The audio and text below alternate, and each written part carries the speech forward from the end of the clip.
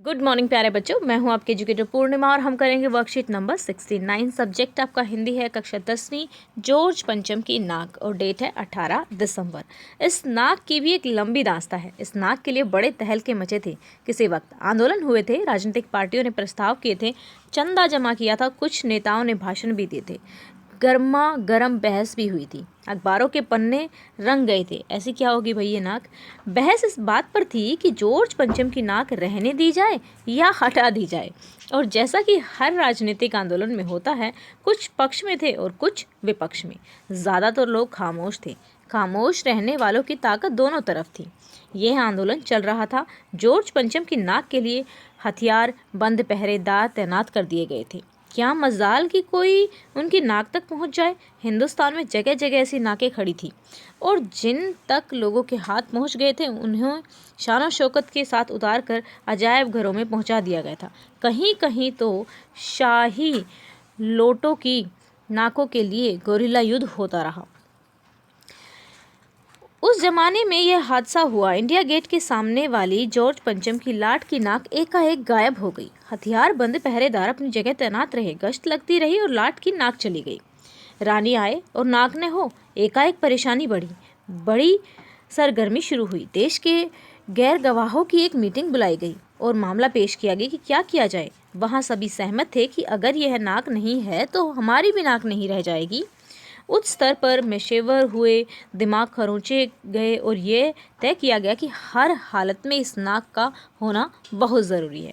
यह तय होते ही एक मूर्तिकार को हुक्म दिया गया कि वह फौरन दिल्ली में हाजिर हो। मूर्तिकार यूँ तो कलाकार था पर ज़रा पैसे से लाचार था। आते ही उसने हुक्मों के चेहरे देखे। अजीब परेशानी थी उन पर, कुछ लटके, कुछ उदास और कुछ बदहवास। उनकी हालत देखकर लाचार कलाकार की आंखों में आंसू आ गए और तभी एक आवाज़ सुनाई दी, मूर्तिकार जॉर्ज पंचम की नाक लगानी है। मूर्तिकार ने सुना और जवाब दिया, नाक लग जाएगी, पर मुझे यह मालूम होना चाहिए कि यह लाट कब और कहाँ बनी थी। इस लाट के लिए पत्थर कहाँ से लाया गया था। सब हुक्मों ने एक दूसरे की तरफ ताका।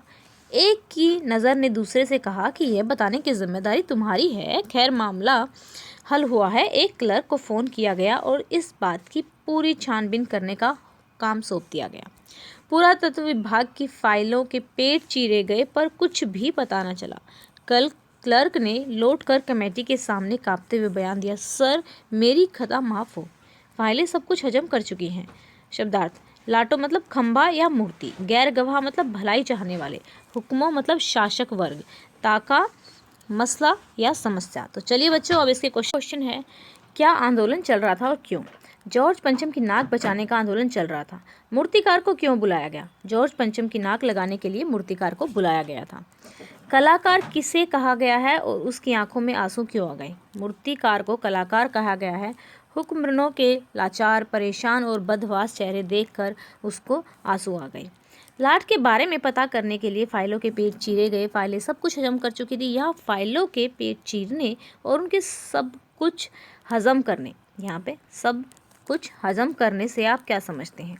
ठीक है, फाइलों के पेज चीरने से हम समझते हैं कि फाइलों में सब कुछ ढूंढा जा रहा है और कुछ पन्ने गायब हैं, इसीलिए कहा गया है कि वह सब कुछ हजम कर गई। गतिविधि: आपने ऐसे कई मुहावरे या व्यंग्यात्मक बातें सुनी पढ़ी होंगी जिसमें नाक शब्द प्रयुक्त होता है। ऐसे कोई 7 मुहावरे आपको लिखने हैं। नाक काटना, नाक कटना होता है, ठीक है। भरी सभा में उसने मेरी नाक कटवा दी।